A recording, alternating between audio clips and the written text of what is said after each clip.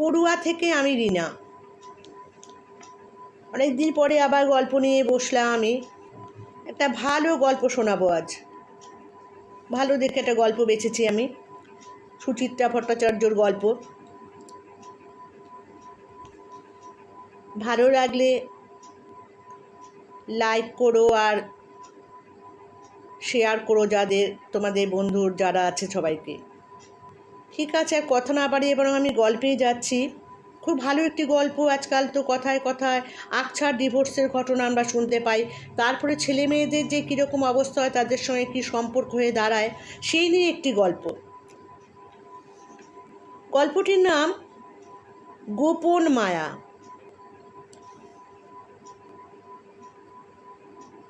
মানিকের মা কাজে এলো না আজ। অপেক্ষা করে করে 10টা নাগাদ নিজেই রান্নাঘরে ঢুকে পড়েছিল রঞ্জন। তারা অবশ্য নেই, রান্না আরও পরে চাপালেও চলে, কিন্তু ছুটির সকালে একা ফ্ল্যাটে সে এখন করবেই বা কি? টিভি দেখবে বসে বসে। একঘেয়ে, ভীষণ একঘেয়ে। বই পড়বে, ক্লান্তিকর। গান শুনবে, ইচ্ছে করছে না। গড়াগড়ি যাবে বিছানায়, তাও ভালো লাগছে না। আবার উল্টোবে খবরের কাগজ। ধুত, তার চেয়ে বরং এই রান্না রান্না খেলাটা কি মন্দের ভালো নয়। রঞ্জন একটা মেনু এঁচে দিল মনে মনে। মেন আইটেম ডিমের ঝোল আর ভাত, সঙ্গে মুগ ডাল, আলু ভর্তা। ডালে সম্বার দেওয়া নিয়ে অবশ্য একটু সমস্যা হয়। 15 বছর একা বাস করেও কায়দাটা এখনও পুরোপুরি আয়ত্তে আসেনি। হয় জিরে বেশি পড়ে যায়, নয় শুকনো লঙ্কা ভাজা হয় না ঠিক ঠিক। আর হলুদ আদার আন্দাজ তো কখনোই নিখুঁত থাকে না। যাকগে যাক, সে নিজেই তো খাবে, আজ আর একবার চেষ্টা চালানোই যায়। ভাবতে ভাবতে হাত চলছে। রাতে থালা বাটিগুলো মেজে ফেলল রঞ্জন। সকালে চা জল খাবারে কাপ প্লেটও। রান্নাঘরে ওয়াল ক্যাবিনেট খুলে জরিপ করলো মশলাপাতির হাল। আছে গুঁড়ো হলুদ, গুঁড়ো লঙ্কা, গরম মশলা সবই মজুদ। শুধু পেঁয়াজ আর আদা রসুন মিক্সিতে ঘুরিয়ে নিলেই হাঙ্গামা শেষ। কড়াইতে ডিম আলু সেদ্ধ বসিয়ে রঞ্জন পেঁয়াজ নিয়ে পড়ল। খোসা ছাড়ালো মন দিয়ে, কুচোচ্ছে। উফ, কি ঝাঁঝ, বেদনার পরাকাষ্ঠা। হাতের পিঠে বারবার চোখ মুছছে রঞ্জন। নাক টানছে। কলিং বেল বেজে উঠল। রঞ্জনের ভ্রুতে কুঞ্চন। মানিকের মা নিশ্চয়ই আর এত বেলা আসবে না। তবে কে? দীপঙ্কর? বেটা সল্ট লেকে ফ্ল্যাট কেনার পর থেকে হানা দেয় মাঝে মধ্যে। গৌরবও হতে পারে, কিংবা আজিজুল। ব্যাচেলার বনে যাওয়া বন্ধুর এই ফাঁকা ফ্ল্যাটের মতো তোফা আড্ডার ঠেক কটাই বা আছে। প্রাণের সুখে গুলটানি মারো, কাপের পর কাপ চা বানাও আর ওরাও, কিংবা বোতল খুলেও বসে পড়ো। এখানে তো তেমন কেউ নেই যে তোমায় ঠেলা মেরে ভাগাবে। চিন্তাটায় যেন একটা চোরা বিষাদও আছে। ছোট শ্বাস ফেলে দরজা খুলতে গেল রঞ্জন। পাল্লা টেনে রঞ্জন হতচকিত। চৌকাঠের ওপারে এক ঝকঝকে তরুণী, পরনে কালোর উপরে জংলা ছাপ লং স্কার্ট, টুকটুকে লাল টপ, কাঁধে বাহারি ব্যাগ। মুখটা যেন খুব চেনা চেনা। কোথায় দেখেছে? প্রশ্ন করার আগেই মেয়েটি সপ্রতিভ স্বরে জিজ্ঞাসা করল, আপনি নিশ্চয় রঞ্জন মজুমদার? হতভম্ব রঞ্জন মাথা নাড়ল। হ্যাঁ, আমি মিমি, মধুরিমা। আমার মায়ের নাম স্বাগতা। আশা করি এর বেশি পরিচয় দেওয়ার প্রয়োজন নেই। রঞ্জন পলকে বিদ্যুৎপৃষ্ট। কি শুনল সে? ভুল নয় তো? মিমি এসেছে তার কাছে, যে মেয়েকে একটি বার দেখার জন্য একসময় সে মাথা খুঁড়েছে, হতাশ হয়ে হালও ছেড়ে দিয়েছে কবে যেন। সে আজ স্বয়ং রঞ্জনের দরজায় হাজির।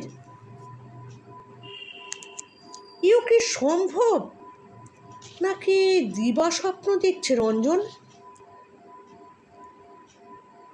অস্ফুটে রঞ্জন বলল, ও এসো, ভেতরে এসো। সরি, এখানেই ঠিক আছে। আপনাকে একটা জরুরি কথা বলতে এসেছিলাম।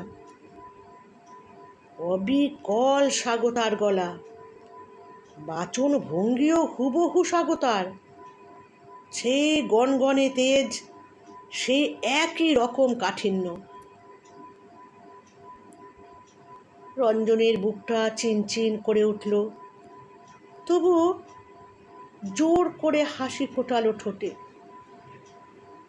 খানিকটা নাটুকে ভঙ্গিতেই বলে ফেলল, আমার দরজা থেকেই ফিরে যাবে তুমি? একবারটি ভেতরে পা রাখবে না? প্রার্থনায় কি খুব বেশি আকুতি ছিল? মিমি যেন ক্ষণিক দোটানায় স্থির চোখে রঞ্জনকে নিরীক্ষণ করলো একটু। কবজি উল্টে ঘড়ি দেখল, বুঝি গড়ে নিল ভাবনার সূক্ষ্ম অবকাশ। তারপর ঘুমঘুমে গলায় বলল, অল রাইট, চলুন। তবে আমি কিন্তু বেশিক্ষণ বসবো না।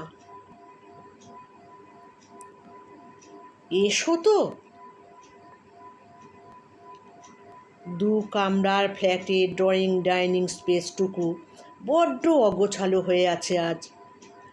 বেতের সোফায় যেমন তেমন ছড়ানো ইংরেজি বাংলা খবরের কাগজ। মেঝেতে গড়াগড়ি খাচ্ছে ছেঁড়া খাম, খালি সিগারেটের প্যাকেট, দুখানা অ্যাস্ট্রে, দুটোই টই টুম্বুর। টিভির ওপরে জলের বোতল, শোকেসের মাথায় ম্যাগাজিনের স্তূপ। ফাঁকা হুইস্কির বোতল শোভা পাচ্ছে টেলিফোনের পাশে। দেখে শিশুও বুঝবে এ এক ছন্ন ছাড়ার সংসার। খবরের কাগজগুলো ঝটপট সরাতে গিয়ে রঞ্জনের খেয়াল হলো আনাজ কাটার ছুরিটাও হাতে ধরা আছে এখনো। মেয়েটাও যেন তেরচা চোখে দেখছে অস্ত্রখানা। অপ্রস্তুত স্বরে রঞ্জন বলল, পেঁয়াজ কাটছিলাম, রেখে আসতেই ভুলে গেছি। মিমি হাসল না, চোখ ঘুরিয়ে নিয়েছে। খপ করে বোতলটা তুলে নিয়ে রঞ্জন তড়িত পায়ে রান্নাঘরে। হৃৎপিণ্ড লাফাচ্ছে, বুকে খানিকটা বাতাস ভরে স্থিত করল নিজেকে। বোতল নামালো সিঙ্কে, ছুরি যথাস্থানে। পায়ে পায়ে ফিরল ঘরে। সোফা ঝাড়ছে, মৃদুস্বরে বলল, দাঁড়িয়ে কেন, বসো, জল খাবে? No thanks. মিমি বসেছে আড়ষ্টভাবে। দেয়ালে রঞ্জনের কাঁধে 2.5 বছরের মিমি সেদিকে ঝলক তাকিয়ে দৃষ্টি ফিরিয়ে নিল। কপালে চওড়া চওড়া ভাঁজ ফেলে বলল, আপনি নিশ্চয়ই আমাকে দেখে খুব অবাক হয়েছেন? রঞ্জন যেন ঠিক শুনতে পেল না। মিমিকে দেখছে নিষ্পলক। কত বড় হয়ে গেছে তার মেয়েটা। সে কোকড়া কোকড়া চুল, ফোলা ফোলা গাল। গাবলু গুবলু মিমির সঙ্গে এই মিমির মিল পাওয়া ভার। সামান্য লম্বাটে মুখ, সরু কপাল, পাতলা পাতলা নাক, ঈষৎ চাপা ঠোঁট, আয়ত চোখ আর কাঁচ ছোঁয়া চুলে শ্যামলা রঙা মিমি এখন অন্য রকম।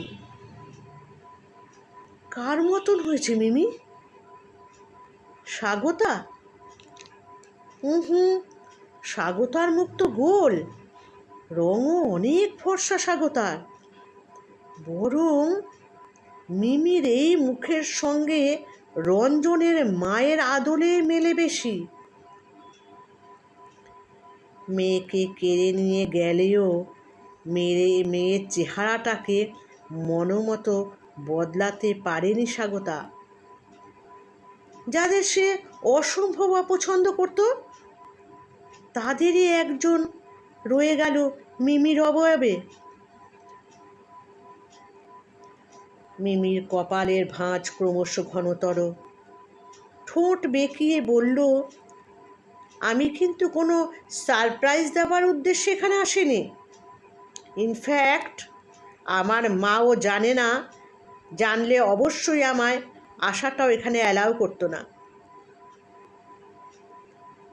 রঞ্জনের মুখ ফসকে বেরিয়ে গেল।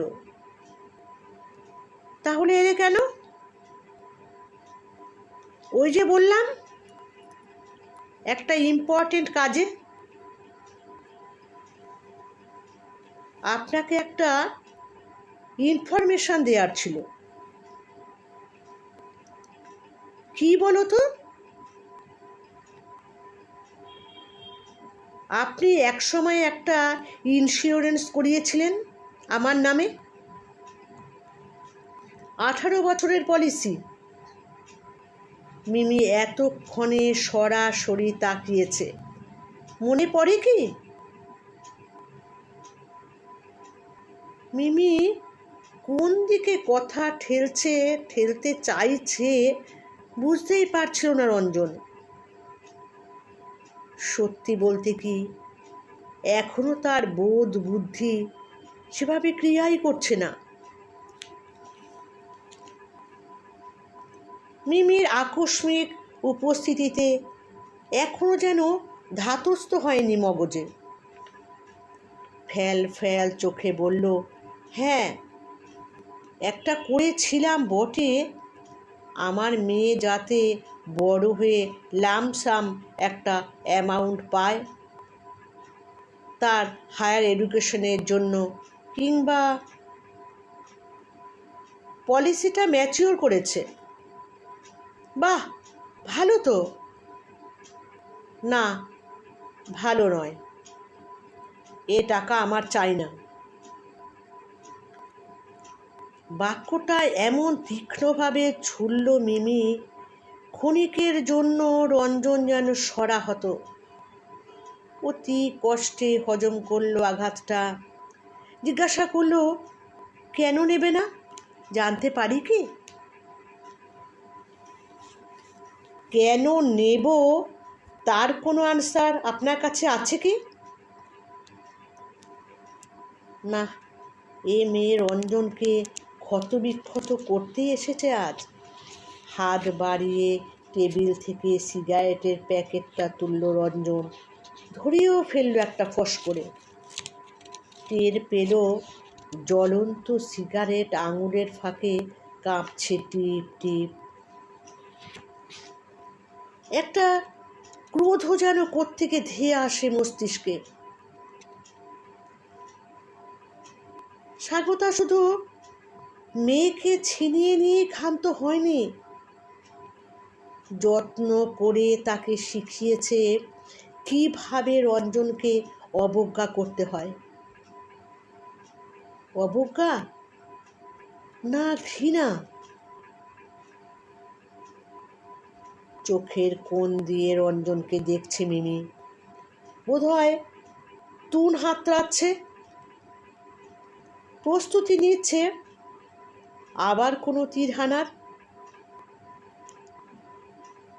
মাথায় এক রাশ ধোয়া পাঠিয়ে রঞ্জন খানিকটা লাগামে আনলো নিজেকে, গোছালো। তবু ঝাঁঝ একটু এসেই গেল গলায়। আমার কাছে অনেক উত্তরই আছে মিমি, তুমি কি সেগুলো শুনতে চাও? মিমি ঘাড় ফেরালো দেয়ালের দিকে, কঠিন চোয়ালে উপেক্ষা। রঞ্জন মরিয়াভাবে বলল, কোয়েশ্চেন করলে রিপ্লাইয়ের জন্য তৈরি থাকতে হয় মিমি, নইলে কিন্তু যাকে প্রশ্ন করছো তার প্রতি অবিচার করা হয়। মিমি তবু নীরব, ঠোঁট কামড়াচ্ছে। বিরক্তি চাপছে কি? সিগারেটটা অ্যাস্ট্রেতে নেভালো রঞ্জন চেপে চেপে। না, সে বোধহয় একটু বেশি আবেগতাড়িত হয়ে পড়েছে। 15 বছর পর মেয়েকে আচমকা সামনে পেয়ে কৈফিয়ত দেওয়ার জন্য ছটফট করাটা কি ছেলে মানুষই নয়? আর সে বলবেই বা কি? স্বাগতার সঙ্গে কেন তার সম্পর্ক বিষিয়ে গিয়েছিল? কেন তারা পরস্পরকে দুটো বন্য জন্তুর মতো আঁচড়েছে কামড়েছে? সে তো তার আর স্বাগতার ব্যাপার। মেয়েকে এসব শোনাবে কেন?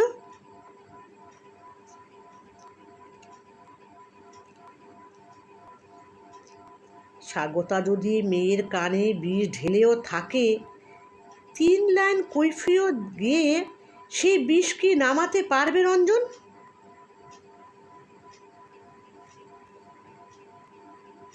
ডিভোর্সের পর সে যে কতবার মেয়ের সঙ্গে যোগাযোগের চেষ্টা করেছে, এমনকি স্বাগতা ফের বিয়ে করার পরও বারবার প্রত্যাখ্যাত হয়েছে, অপমানিত হয়েছে। এসব কথাই বা আজ মিমিকে বলে কি এমন মোক্ষ লাভ হবে? মেয়ে যে তার প্রতি কতটা বিরূপ সে তো তার অভিব্যক্তিতে স্পষ্ট। ফালতু ফালতু সাফাই গেয়ে কেন মুখ নষ্ট করবে রঞ্জন? বরং মেয়ে যে এত বছর পর তার কাছে এলো, এই সুখটুকুই তো সে তাড়িয়ে তাড়িয়ে উপভোগ করতে পারে এখন, বাদানুবাদে না গিয়ে।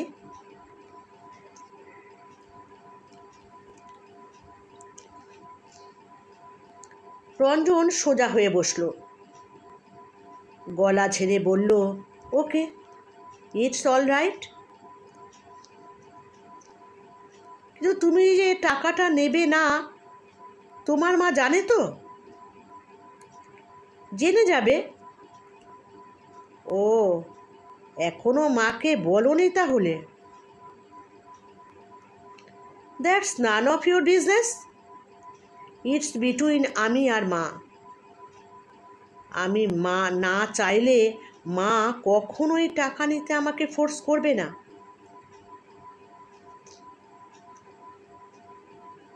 রঞ্জন মনে মনে বলল, বটেই তো। রঞ্জনের মুখে আরেক পোঁচ কালি বোলানোর সুযোগ স্বাগতা থোড়াই ছাড়বে। হয়তো মেয়ের পিঠ চাপড়ে বলবে, বহুত আচ্ছা। অসভ্য দায়িত্ব জ্ঞানহীন বদমাইশটার মুখের উপরে পলিসিটা ছুঁড়ে মেরে আয়। তাই এসব ভাবনা অবশ্য রঞ্জনকে সেভাবে বিচলিত করে না আজকাল। ধুস, কষ্ট পাওয়ার সেই কুৎসিত ধাপগুলো তো সে কবেই পেরিয়ে এসেছে। এখন তো সে প্রায় গন্ডারেরই স্বগোত্র, তাও আবার শিং ভাঙা। ম্লান হেসে রঞ্জন বলল, ঠিক আছে, এতই যখন আপত্তি, নিও না টাকা। আমার তো তোমার উপরে কোনো জোর নেই। নেই তো। মিমির স্বর রুক্ষতর। আমারও আপনার উপরে কোনো জোর নেই। আর নেই বলেই ও টাকা টাচ করা আমার উচিত হবে না। ব্যাস ব্যাস ব্যাস, ম্যাটার ইজ সেটেলড। দুহাত তুলে মিমিকে থামালো রঞ্জন। অনুনয়ের সুরে বলল, এবার একটু রিল্যাক্স করো। বলো কি নেবে, চা না কফি? আমি কিন্তু দুটোই ভালো বানাই। সরি, আমি এখানে আপ্যায়িত হতে আসিনি। আহা, উত্তেজিত হচ্ছ কেন? B logical. রঞ্জন মাথাটাকে একদম বরফ করে ফেলল। মিমির বুনো ঘোড়ার মতো হাবভাব দেখে এবার যেন বেশ একটু মজাই লাগছে তার। হাসি হাসি মুখে বলল, তুমি নিশ্চয়ই স্বীকার করো না আমার সঙ্গে তোমার কোনো সম্পর্ক আছে? করি নাই তো। অর্থাৎ আমরা পরস্পরের অনাত্মীয়, রাইট? অবশ্যই। আমরা কি পরস্পরের শত্রু? তাও তো নয়, ঠিক? মিমি থতমত, চোখ পিটপিট করছে। তাহলে কি দাঁড়ালো? অনাত্মীয় এবং শত্রু নয় এমন একজন আমার বাড়ি এসেছে, সে তাহলে আমার গেস্ট। অতিথিকে আপ্যায়ন করা কি গৃহস্বামীর কর্তব্য নয়? অন্তত প্রথম দিন। মিমি চোখ কুঁচকে তাকায়। বুঝিবা পড়তে চাইছে রঞ্জনকে। দেখতে দেখতেই নাক কুঁচকে গেল হঠাৎ। জোরে জোরে শ্বাস টানছে। বিড়বিড় করে বলল, কিসে একটা পোড়া গন্ধ আসছে না? হ্যাঁ, তাই তো। রঞ্জনও চমকেছে। গ্যাসে ডিম আলু বসিয়েছিলাম, গেল বোধ হয় বলেই ঊর্ধ্বশ্বাসে দৌড়। যা ভেবেছে তাই। জল ফুটে মরে গেছে কখন, শুকনো কড়া পুড়ছে চর চর, তাদের বাপ মেয়ের সম্পর্কের মতো। আপন মনে হাসল রঞ্জন। ঝটিতি নেবালো গ্যাস। সারাশি বাগিয়ে ধরে কড়া নামালো সিঙ্কে। দীর্ঘশ্বাস চেপে ফিরছিল ড্রয়িং স্পেসে। থমকালো হঠাৎ। মিমি সোফায় নেই। মিমি দেয়ালের সামনে দাঁড়িয়ে। মিমি গভীর মনোযোগে দেখছে টাঙানো ছবিটা। কিন্তু কিছু কি মনে পড়ছে মিমির?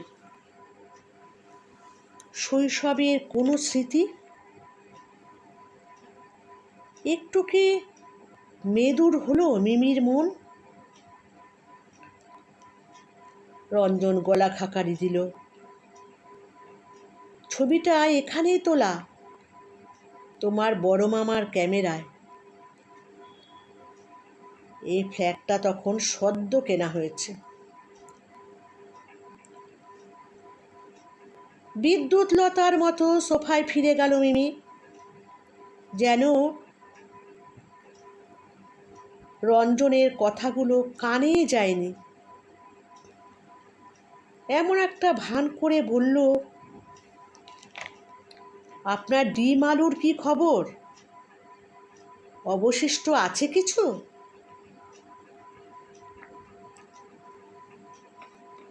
না, জ্বলে পুড়ে খাক। মা আপনার সম্পর্কে ঠিকই বলে। কি বলে? সে আপনি শুনে কি করবেন? কি বলে আমি জানি। আমি সংসার করার অযোগ্য, তাই তো? ভুল বলে কি? মিমি টেরিয়ে তাকালো। রোজ কি এরকমই রান্না বান্না হয়? মেয়ের সামনে নিজেকে একজন দুঃখী অসহায় মানুষ হিসাবে প্রতিপন্ন করতে বাদ ছিল রঞ্জনের। তাছাড়া সে তো এখন সত্যি তেমন একটা খারাপ নেই, বরং এক ধরনের জীবনে অভ্যস্ত হয়ে গেছে। মিছিমিছি বাচ্চা মেয়েটার সহানুভূতি কারার অপচেষ্টা সে করবেই বা কেন? রঞ্জন শব্দ করে হেসে উঠল। রোজ এরকম হাল হলে কবে পঞ্চভূতে বিলীন হয়ে যেতাম। আমার রাধার সময় কোথায়? লোক একজন আছে, সে যা বানিয়ে দেয় তাই সোনামুখ করে খেয়ে নি।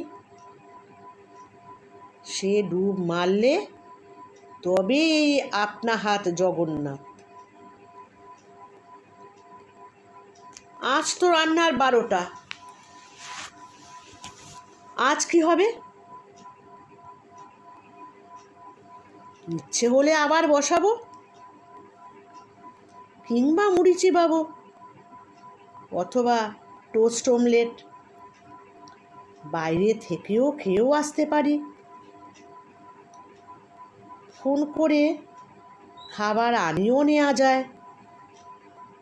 আর কোনো কিছুরই মুড না থাকলে এবেলা স্রেফ হরি মটর। বুঝলাম। মিমি একটুক্ষণ থেমে রইল। তারপর ঔদাসীন্যের প্রলেপ মাখা গলায় বলল, তা এরকম একা একা থাকা দরকারটা কি? এই বয়সে দোকা জোটাবো কোত্থেকে? জানো, নেক্সট ফেব্রুয়ারিতে আমি হাফ সেঞ্চুরি করব। অনেক আগেই তো বন্দোবস্তটা করতে পারতেন। তা হয়তো পারতাম। রঞ্জনের মুখে একটা ছদ্ম করুণ ভাব এবার। কিন্তু একজনের জন্য প্রতীক্ষা করছিলাম যে। মিমির চোখ সরু। কে সে? রঞ্জন মনে মনে বলল, তুই তুই তুই।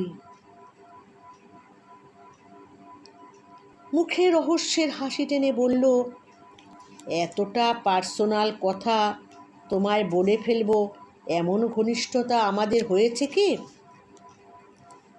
সরি। মিমি পলকে গোমরা, চোয়াল শক্ত, কাঁধ ঝাঁকিয়ে বলল, আমার জানার প্রয়োজনও নেই। কি কাণ্ড! চটে গেলে কেন? মেঘ আর রোদ্দুরের লুকোচুরি দেখে রঞ্জনের চোখ চিকচিক। নরম গলায় বলল, কুল কুল। ফ্রিজে একটা কোল্ড ড্রিঙ্কস আছে, দেব? মিমির জবাবের অপেক্ষায় না থেকে ঠান্ডা পানীয়ের ঢাউস বোতলখানা বের করে আনল রঞ্জন, দুখানা গ্লাসও। তরল ঢেলে একটা গ্লাস মিমিকে বাড়িয়ে দিয়ে বলল, নাও চুমুক দাও। গ্লাসটা ধরল মিমি, তবে খাচ্ছে না। ভাবছে কি যেন। রঞ্জন মেয়ের মুখোমুখি বসল। এবার আমি তোমাকে কয়েকটা প্রশ্ন করতে পারি? কি? তুমি তো বললে মাকে জানিয়ে আসোনি, তাহলে এবারই ঠিকানা পেলে কোত্থেকে? পেয়েছি, যেখান থেকে হোক। তবু শুনি। মিমি ঠোঁট বেঁকালো। আপনাকে এত সব কথা বলবো এমন ঘনিষ্ঠতা আমাদের হয়েছে কি? রঞ্জন হেসে ফেলল, চোখ নাচিয়ে বলল, আমি অবশ্য সোর্সটা আন্দাজ করতে পেরেছি। বিমার পলিসিতে এ বাড়িরই অ্যাড্রেস দেওয়া ছিল। মিমি গোজ ছোট্ট করে চুমুক দিল কোল্ড ড্রিঙ্কসে, বুঝিবা অস্বস্তি গোপন করতে। এবার নেক্সট কোশ্চেন। রঞ্জনে হাসি চওড়া হলো। পলিসিটা ছিল তোমার মার জিম্মায়। সামহাও তুমি সেটি দেখে ম্যাচুরিটি ডেটটা জানতে পেরেছ, কিন্তু ইন্স্যুরেন্স কোম্পানি তো টাকা পয়সা সংক্রান্ত চিঠি এবারই ঠিকানাতেই পাঠাবে।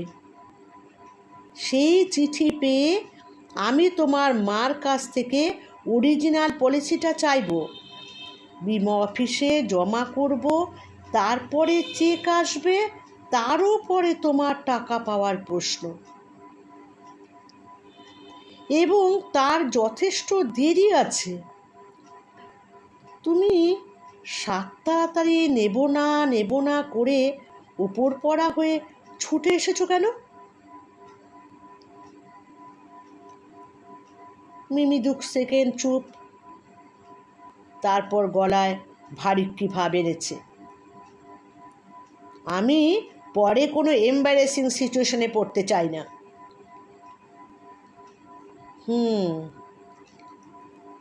তা পলিসিটা একেবারে হাতে করে নিয়ে চলে এলেই তো পারতে। পরে পোস্টে পাঠিয়ে দেব, কিংবা কুরিয়ারে। আজ ডিসিশনটা জানিয়ে গেলাম। ও, কিন্তু আমার একটা খুঁতখুঁতুনি রয়ে গেল যে। কিসের খুঁতখুঁতুনি? পলিসিটা আমি করেছিলাম আমার 2 বছরের মেয়ের নামে। আমার ছোট্ট মিমিকে ওটা উপহার দিয়েছিলাম। গিফট ফেরত নেব? সে আপনার ব্যাপার। মিমির গলা যেন দুলে গেল সহসা, পরক্ষণে ঠোঁট কামড়েছে। ইচ্ছে হলে টাকাটা কোনো অনাথাশ্রমেও দান করে দিতে পারেন। সে তো মিমি নিজেও দিতে পারে। সরি, আপনার টাকায় নাম কেনার বাসনা মিমির নেই। কি অবলীলায় বাবাকে অপমান করে চলেছে মেয়ে। রঞ্জনের বুকের মধ্যে দিয়ে শুকনো বাতাস বয়ে গেল। দুলে উঠছে পুরনো পুরনো ছবি। স্বাগতার বাপের বাড়িতে মিমিকে ফোন করেছে রঞ্জন। তোতা পাখির মতো মিমি দূরভাষে আওড়াচ্ছে, তুমি দুষ্টু, তুমি খারাপ, তুমি কখনো আমায় ফোন করবে না। মেয়েকে চোখের দেখা দেখতে স্বাগতার বাড়ি ছুটে গেছে রঞ্জন। দরজা খুলে স্বাগতা রক্তচক্ষু, ফের তুমি জ্বালাতে এসেছো? ডাকবো মেয়েকে, শুনবে সে তোমার কাছে যেতে চায় কিনা। মায়ের হাত চেপে আছে মিমি, কট কট বলছে, তুমি পচা, তুমি ভালো নও, একদম আমার কাছে আসবে না। কোর্টের সিদ্ধান্ত মোতাবেক তারপরেও হয়তো জোর করে মেয়েকে দেখতে চাইতে পারত রঞ্জন, কিন্তু কাকে দেখবে সে? স্বাগতা আবার বিয়ে করার পরে অনেকে বলেছিল, এবার তুই কোর্ট থেকে মেয়ের কাস্টাডি নিয়ে নে। রঞ্জনের সাহসে কুলায়নি। মেয়ে যদি আবার মুখের উপরে না বলে দেয়, আবার যদি শেখানো বলি উগড়ে দেয়। এখনো কি শেখানো বলি আওড়াচ্ছে মিমি? মনে হয় না। ছোটবেলা থেকে কোনো ধারণা মগজে গেঁথে দিতে পারলে তা ক্রমে বিশ্বাসে পরিণত হয়। স্বাগতা সফল। মেয়ে এখন সত্যি মন থেকে ঘৃণা করে বাবাকে। শুকনো বাতাসকে ঠেলে সরিয়ে এক রাশ জল ভরা মেঘ ঢুকে পড়ল বুকে। হায় রে, মিমি তো রঞ্জনকে বাবা বলে মানেই না। লোক মুখে রঞ্জন শুনেছে স্বাগতার বরকে বাপি বলে ডাকে মিমি। ওই সংসারে মিমি এখন পুরোপুরি থিতু। রঞ্জন তার কাছে এক অস্বস্তিকর অস্তিত্ব মাত্র।